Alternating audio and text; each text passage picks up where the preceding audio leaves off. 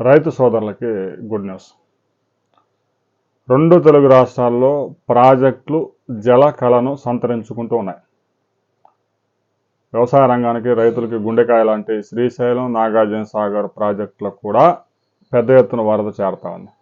ఈ సీజన్లో మొదటిసారిగా నాగార్జున సాగర్ ప్రాజెక్టు కూడా వరద మొదలైంది. శ్రీశైలం ప్రాజెక్టు సోమవారం నాటికి పూర్తిగా నిండే అవకాశం ఉంది. గేట్లు ఎత్తివేసే అవకాశం ఉంది. ఇప్పటికే ఎడమ గట్టు విద్యుత్ ఉత్పత్తి ప్రారంభించింది తెలంగాణ ప్రభుత్వం. నాగార్జున సాగర్కి వరద రిలీజ్ చేశారు. ఇక ఆల్మట్టి డ్యామ్ నుంచి పెద్ద ఎత్తున ఫ్లడ్ వస్తుంది. మరొక వైపు భీమా నది నుంచి కూడా పెద్ద ఎత్తున వరద వచ్చి చేరుతా ఉంది. మరో గుడ్ న్యూస్, తుంగభద్ర ప్రాజెక్టు కూడా మరో 4 డేస్లో పూర్తిగా నిండిపోనుంది. ఆ తర్వాత గేట్లు ఎత్తేసి ఆ వచ్చిన వరదను వచ్చినట్టు శ్రీశైలం ప్రాజెక్టుకి రిలీజ్ చేసే అవకాశం ఉంది. సోమవారం నాడు శ్రీశైలం ప్రాజెక్టు గేట్లు ఎత్తడం, తుంగభద్ర ఫ్లడ్ కూడా శ్రీశైలం ప్రాజెక్టుకి జమ కావడం, అదంతా నాగార్జున సాగర్కి చేరే అవకాశం ఉంది. తాజాగా ఆల్మట్టి నుంచి నారాయణపూర్కి, జూరాలకి, శ్రీశైలంకి ఎంత ఫ్లడ్ వస్తుంది, భీమా నుంచి గుగుల్ బ్యారేజీ నుంచి ఎంత వరద వచ్చి చేరుతా ఉంది జూరాలకి అనే వివరాలు ఈ వీడియోలో మనం తెలుసుకుందాం. ఎగువ ప్రాంతాల్లో వెస్టర్న్ ఘాట్స్లో కురుస్తున్న వర్షాలతో ఆల్మట్టి డ్యామ్కి వరద ఫ్లో కంటిన్యూ అవుతా ఉంది. 1,45,000 క్యూసెక్ల ఇన్ఫ్లోస్ ఉన్నాయి ఆల్మట్టిలోకి. గేట్లన్నీ ఎత్తివేయడం ద్వారా 1,49,000 క్యూసెక్ల అవుట్ఫ్లో వరదని నారాయణపూర్కి రిలీజ్ చేశారు. ఇక ఆల్మట్టి డ్యాంలో 123 టీఎంసీ కెపాసిటీ అయితే ఇప్పటికే 116 టీఎంసీ నిల్వ చేశారు. అయితే కేవలం 111 టీఎంసీ అని మాత్రమే చెప్తా ఉన్నారు. 519.6 మీటర్లకు గాను 519 మీటర్లు నిల్వ చేశారు. కేవలం 0.6 మీటర్, అర మీటర్ కన్నా కొంచెం ఎక్కువ మాత్రమే గ్యాప్ ఉంది. అది కూడా ఫ్లడ్ కుషన్. ఎగువ ప్రాంతాల నుంచి వస్తున్న వరద కన్నా కూడా ఇంకా ఎక్కువే ఫ్లడ్ని రిలీజ్ చేస్తూ ఉన్నారు. ఆ వరదంతా నారాయణపూర్ చేరుతూ ఉంది. 37 టీఎంసీల నారాయణపూర్ కెపాసిటీలో 35 టీఎంసీలు ఇప్పటికి నిండాయి. వచ్చిన వరద మొత్తాన్ని 1,50,000 క్యూసెక్ల ఫ్లడ్ జూరాల ప్రాజెక్టుకి రిలీజ్ అవుతూ ఉంది. ఒకవైపు కృష్ణానదిలో 1,50,000 క్యూసెక్ల ఫ్లడ్ జూరాలకు చేరుతూ ఉంది. మరొక వైపు భీమా నుంచి తాజాగా 1,04,000 క్యూసెక్ల వరద వచ్చి జూరాలకి చేరుతూ ఉంది. మొత్తం మీద జూరాల నుంచి 2,54,000 క్యూసెక్ల వరదని గేట్లన్నీ ఎత్తివేయడం ద్వారా శ్రీశైలం ప్రాజెక్టుకి రిలీజ్ చేస్తూ ఉన్నారు. మరొకవైపు 11 విద్యుత్ యూనిట్లలో విద్యుత్ ఉత్పత్తి చేసి మరో 45,000 క్యూసెక్లు శ్రీశైలం ప్రాజెక్టుకి చేరుతూ ఉంది. జూరాల ప్రాజెక్టు అయితే పూర్తిగా నిండిపోయింది. ఎగువ నుంచి వరద పూర్తిగా తగ్గిపోయిన తర్వాత మాత్రమే గేట్లు ఎత్తే అవకాశం ఉంది. ఆ ప్రాజెక్టు కింద ఇప్పటికే కాలువలకు వాటర్ రిలీజ్ చేయడంతో పాటు భీమా లిఫ్ట్ ఇరిగేషన్, కోయిల్ సాగర్, కలవకుర్తి ఇవన్నీ పనిచేస్తూ ఉన్నాయి.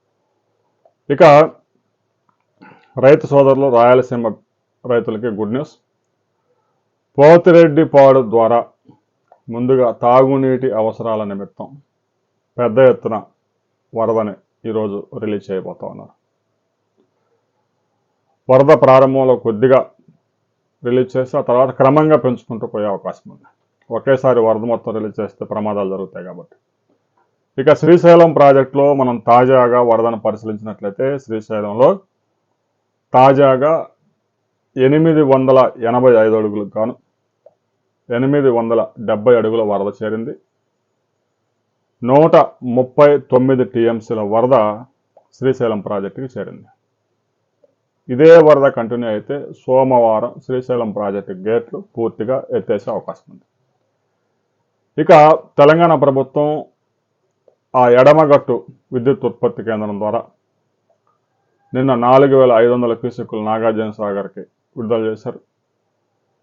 ఇంకా దాన్ని పెంచుకుంటూ క్రమంగా ఈరోజు 35,000 నుంచి 37,000 క్యూసెక్కుల వరకు పెంచుకుంటూ వెళ్ళే అవకాశం ఉంది. ఇక ఏపీ ప్రభుత్వం విద్యుత్ ఉత్పత్తి ప్రారంభిస్తుందా లేదా అని వేచి చూడాలి.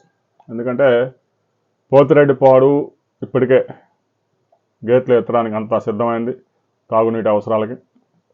ఈరోజు లిఫ్ట్ చేస్తామని మినిస్టర్ గారు చెప్పారు. ఇక హంద్రీ నేవా పంపులు కూడా ఆన్ చేయడానికి ప్రభుత్వం ఏర్పాట్లు చేసుకుంటుంది. ఇక నాగార్జున సాగర్ కూడా వరద మొదలైంది. ఈ సీజన్లో మొదటిసారిగా నాగార్జున సాగర్ ప్రాజెక్టుకి వరద వచ్చి చేరుతోంది. ప్రస్తుతం నాగార్జున సాగర్ ప్రాజెక్టులో 513 అడుగుల వరకే ఫ్లడ్ ఉంది. ఎగువ ప్రాంతాల నుంచి ఒక 6,200 క్యూసెక్కుల వరద వస్తూ ఉంది. అది క్రమంగా పెరుగుతూ ఉంది. ఎందుకంటే శ్రీశైలం ప్రాజెక్టులో అన్ని యూనిట్లు, ఎడమగట్టులోని అన్ని యూనిట్లు పనిచేస్తే దాదాపుగా 40,000 క్యూసెక్కుల వరకు నాగార్జున సాగర్కి ఈరోజు సాయంత్రానికి చేరే అవకాశం ఉంది. ఇక సోమవారం నాటికి గేట్లు ఎత్తివేయడం ద్వారా శ్రీశైలం ప్రాజెక్టు నుంచి పెద్ద ఎత్తున 2 లక్షల క్యూసెక్కుల వరద నాగార్జున సాగర్కి ఈ సీజన్లో మొదటిసారిగా చేరే అవకాశం ఉంది. తుంగభద్ర వైపు నుంచి కూడా పెద్ద ఎత్తున వరద వస్తూ ఉంది. తుంగభద్ర డ్యామ్ 105 టీఎంసీ కెపాసిటీ అయితే ఇప్పటికే 66 టీఎంసీల వరద చేరింది. తుంగభద్ర ఉపనదుల నుంచి పెద్ద ఎత్తున ఫ్లడ్ 1,14,000 క్యూసెక్కుల వరద తుంగభద్రకు వస్తూ ఉంది. అంటే ప్రతిరోజు 9 టీఎంసీల వరద వచ్చి చేరుతా ఉంది.